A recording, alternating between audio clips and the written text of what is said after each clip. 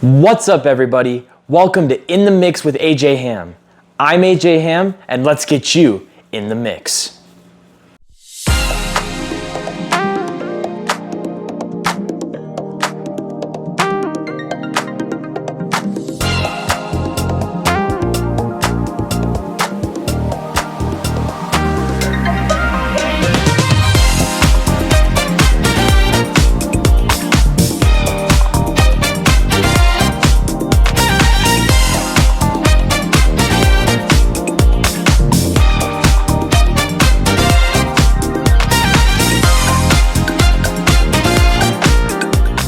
You guys want to see something awesome?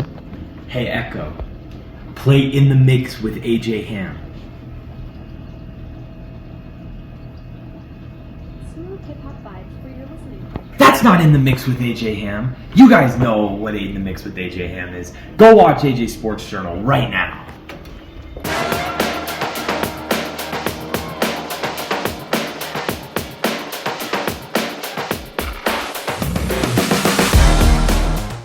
What's up, everybody? Welcome back to AJ Sports Journal. I hope you guys are having an amazing week, and let's get right on into it. We have a lot to cover today on the show.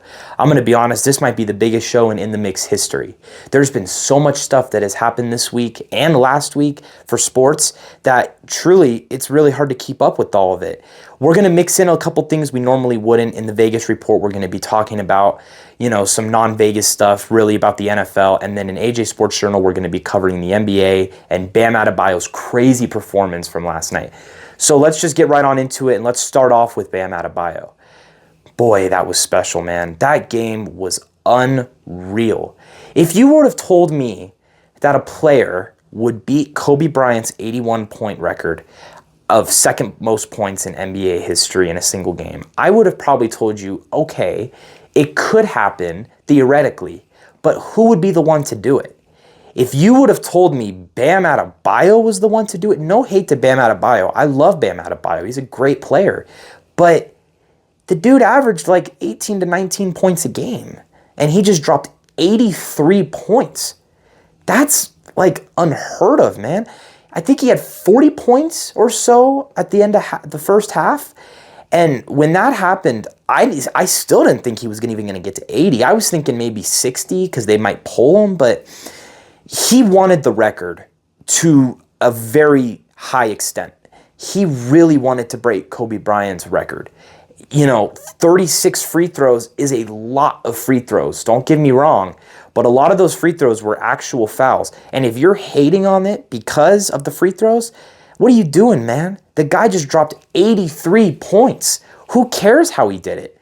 Honestly, I'm just impressed that he was even able to get to 50. His average, like I said, per game is 18 to 19, and he got to 30, man.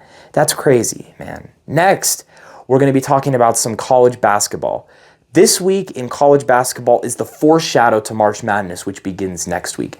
This week is the conference tournament week, and honestly, I like this week probably better than the first round of March Madness. I'm probably biased because the last time my team was in March Madness, I could barely walk. So I'm a little biased towards it, but I do really like conference tournament week. This is where you see and get to learn a lot about some of the underdogs that are going to make the tournament and could maybe be the Cinderella stories of the tournament. But the biggest story about any tournament in anything going on this week for college is Miami, Ohio. If you told me that a team was going to finish undefeated at the beginning of the season, I would have said maybe Duke, maybe Virginia, maybe one of the higher ranked teams. If you told me Miami, Ohio would finish undefeated, that's unheard of, man.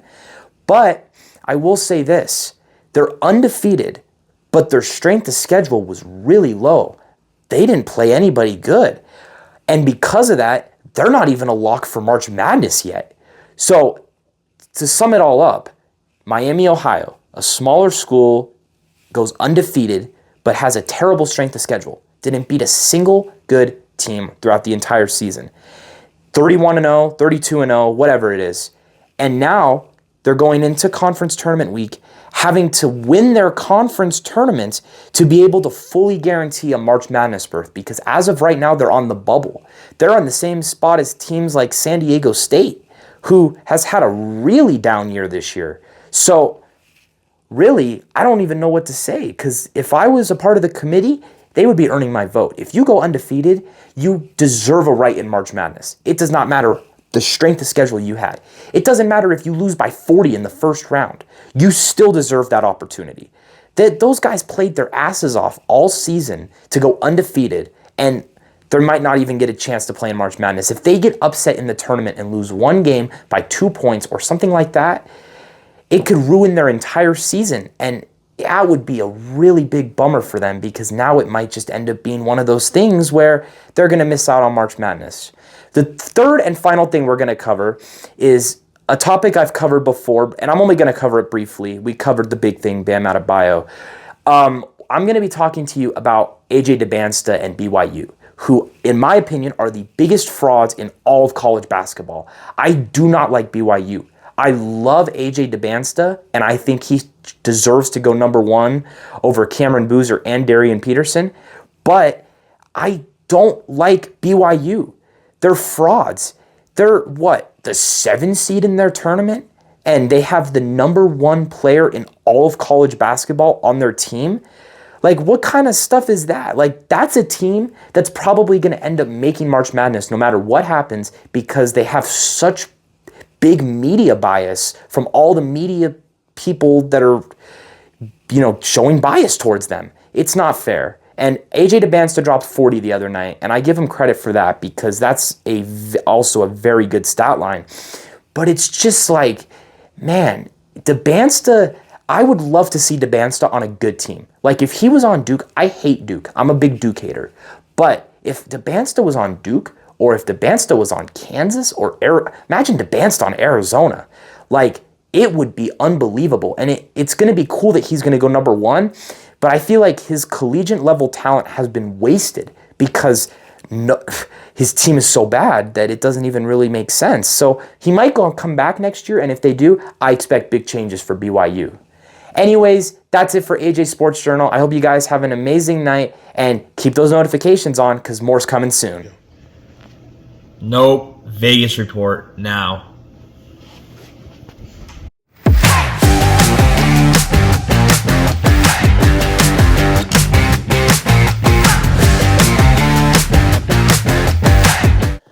What's up, everybody? Welcome back to AJ Sports Journal. I hope you guys are all having an amazing night, and let's get right on into it. Today, we're going to be talking about NFL free agency. NFL free agency was crazy on the first day. There were so many signings. It was unbelievable. I couldn't believe it. The first signing was Alex Pierce, and then you look over and Eric Stokes' extension happened, and then you look again and Kenneth Walker's going to the Chiefs. It was just crazy. There were so many signings. I won't be able to get to all of them, because we would be here for 2 hours if I went into depth about all of them, but I'm going to go into depth about 3 different things. We're going to talk about the Colts, the Steelers, and the Raiders.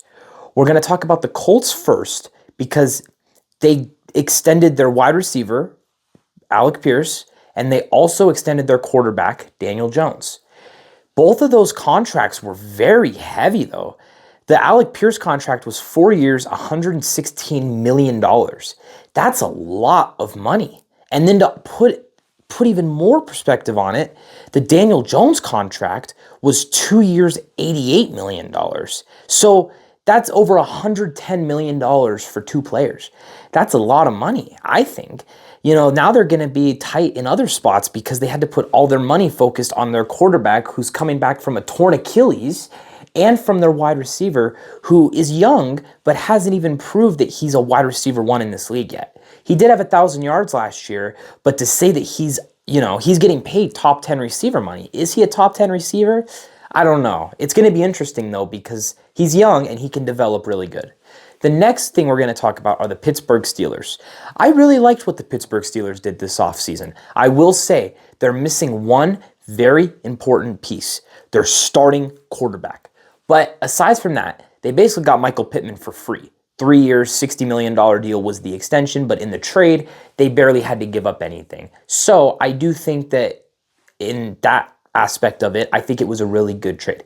They also got Jamal Dean, who was the most sought out after corner in the entire league for free agency. And if not the most sought out, he was definitely the second most sought out. He was a top corner out there, and he chose to go to Pittsburgh. It was a really good signing for them. I really feel like that it was, the right moves they needed to make to help improve this team. Got them a little bit younger too. Michael Pittman's not that old, neither is Jamal Dean, but they do need to address the quarterback position.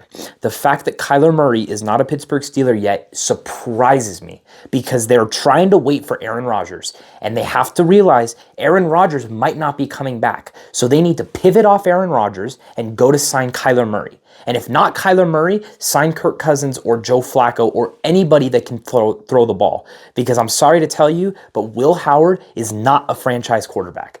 You need to go give a chance on somebody like Kyler Murray, and you need to bring him in for a year and see how he does. Just like what the Colts did with Daniel Jones. Bring him in, see how he does, and who knows? He's only 26, 27, somewhere in that range. You really think that's a franchise quarterback potential right there. That's still 5 to 10 really solid years. You haven't had a losing season since before I was born. So to keep that up, you have to get a quarterback. And I don't know if this current roster is good enough with Aaron Rodgers as the quarterback to keep that streak going. So they really need a quarterback, and I really think they're going to end up settling on either Kyler Murray or Aaron Rodgers. But as of right now, Aaron Rodgers is a 50-50 on whether or not he's even coming back. And they're going to end up waiting, and then something's going to end up happening. The third and final team we're going to talk about is my Las Vegas Raiders, who, for whatever reason, are the headlines of free agency. I'm saying whatever reason sarcastically. We all know why they're the headlines of free agency.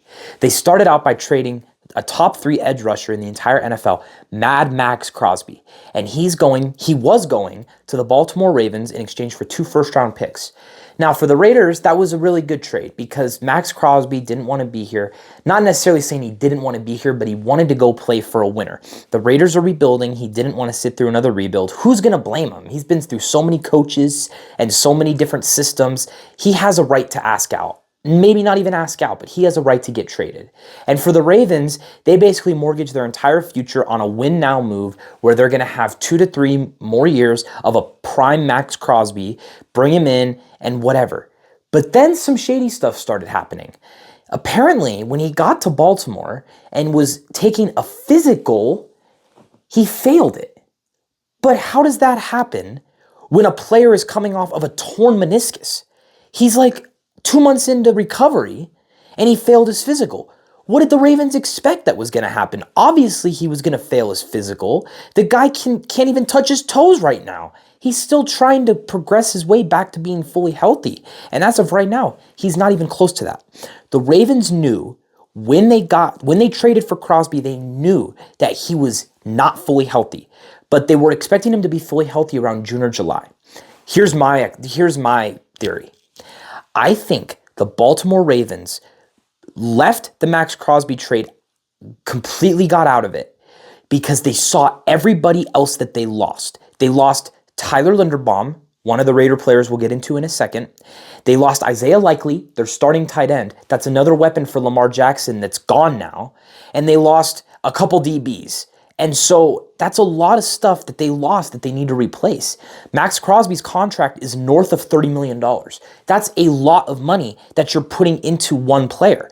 They probably figured that they could spread that money all around. But then when he leaves, they sign Trey Hendrickson for $30 million a year even. So it doesn't make sense. It's really shady. And is it anything illegal? And should they be fined or get in trouble for it? No. But it's definitely shady because it's just something we've never seen before. But Max is back on the Raiders. Will he stay a Raider? My prediction is yes. I think the Raiders are still going to ask for 2 first-round picks, and I don't think a single team is going to be able to meet that because of the whole injury concern now. So I do believe that he will stay a Raider for the next season, and I do believe that he's going to end up being happy with the decision because the Raiders have won free agency and it hasn't even been close. You got 2 new linebackers that were 2 of the top 3 linebacker targets out there in Nakobe Dean and Quay Walker. Both of those guys played on Georgia together, and that's really cool. They got former teammates together, and Brock Bowers is there, so a lot of Georgia Bulldogs on this team. You also signed center Tyler Linderbaum from the Ravens, and that was a really good signing too because, it's Tyler Linderbaum. He's a top 2 center in all of football. PFF grades show that he was top 5 in almost every statistical category over the last couple of seasons, ever since getting drafted. He's a little undersized, but the contract really works for that. They also signed wide receiver Jalen Naylor, who, former Bishop Gorman Gale, that's where I'm at. So, really happy to have him back in Vegas. I really think it's going to work out good. They also traded for cornerback Taron Johnson from the Buffalo Bills. Basically got him for free because after they traded for Geno Smith, they got a 6th-round pick back, which would have been the pick they gave up for Taron Johnson. So that ended up being a really good deal as well. They also signed edge rusher Kwity Paye, who was going to end up being the Max Crosby replacement. But now that Max Crosby's here, Kwity Paye and Max Crosby are going to be the edge rushers, and that's a really good edge rushing duo, I would say. The only guy that might be screwed is Malcolm Koonce because he signed a 1-year, $11 million deal with the Raiders, kind of on a prove-it deal to see how he does, and now he's not even going to get any playing time because he's going to be a backup to Crosby if Crosby stays. So that kind of sucks for him, but he's a good depth piece to have. Him and Tyree Wilson are really good backups. The last move that the Raiders made was they signed a kicker, Matt Gay. Matt Gay is a proven kicker. He's a Super Bowl champ with the Rams, but it is really unfortunate because Daniel Carlson is now no longer on the team. So a longtime Raider, he was there in the Oakland days, but now we have a new kicker who has a lot of experience, and I'm really excited for this team next year. Once they get Fernando Mendoza, I really believe that they have a chance to make some noise and maybe even compete for a wild card spot. We'll have to see though. Anyway, that's it for the Vegas report. I hope you guys all have an amazing night, and I'll be sure to see you guys next time.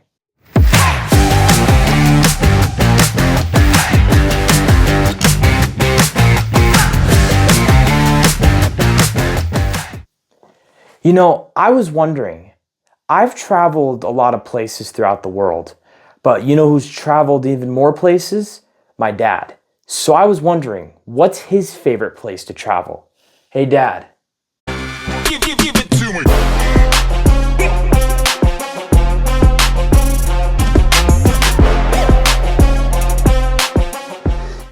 Another great question, AJ. I've been to some pretty amazing places. I've been very fortunate in my life. I've been to Asia. I've been to Croatia. I've been to all through Europe. I'd have to say my favorite place to travel is by far Italy. I love Italian food. I love pizza and pasta.